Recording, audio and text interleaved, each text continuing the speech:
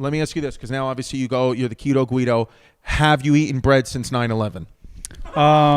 Yes. I ate bread this weekend, actually. You ate bread this weekend? Yeah, I'm not always keto. I'm not always in ketosis. But let me now, ask you, okay.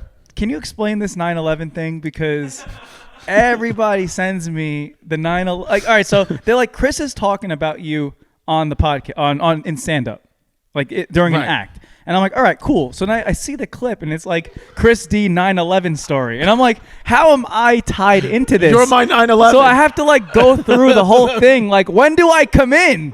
So can you explain to me? I figured it out, but I want to hear. Okay, so let me explain that to you. If you want to look on YouTube, but if you just Google Chris Distefano 9/11 story, it's on Christy Comedy YouTube as well. But on 9/11, 2 years ago, I was down at the Comedy Cellar. And I had, was drinking a little bit. I don't really drink. And the comedians were going on stage before me. I was like third or fourth up on that show. They were going on, and nobody was really having a good set. The crowd was tight.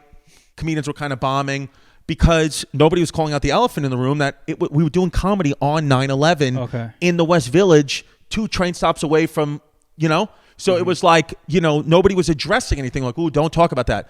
So I'm drinking vodka sodas, and then I just did a shot. And I went up next. I said, fuck this. So I go on, I take the mic out of the stand, and I just was honest. I was like, listen, it's 9/11. Right. We can't deny that. I said, this is the one day a year I won't eat hummus. I'm not going to eat hummus. And then people started laughing, and then I started going crazy, and then I started telling a story about my dad, about my real life when I got thrown out of high school for a day because I broke a chair over some kid's head on 9/11. It's all in the story. But I think in the middle, because again, I was legitimately for half of that, like I've watched it now, but I don't remember half of what I said because I was like this close to blacking out. I actually did black out that night. Really? Like I woke up the next. You normally not drink on stage? I'm not a drinker. No, I'm not a drinker. Like I drink here and there, but I'm not a guy.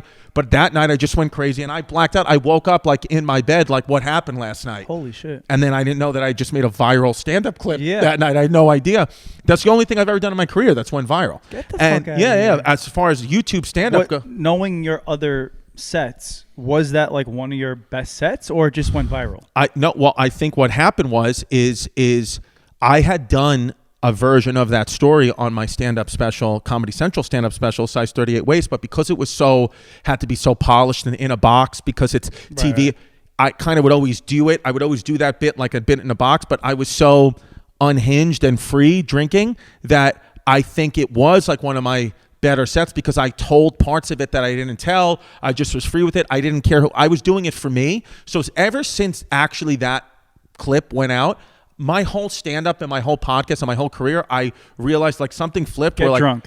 Yeah, right. Get drunk. No, I do it for me now. I want the audience to laugh. Yeah. I used to do it for the audience. I want them to laugh, want them to have a good night. And of course I still do.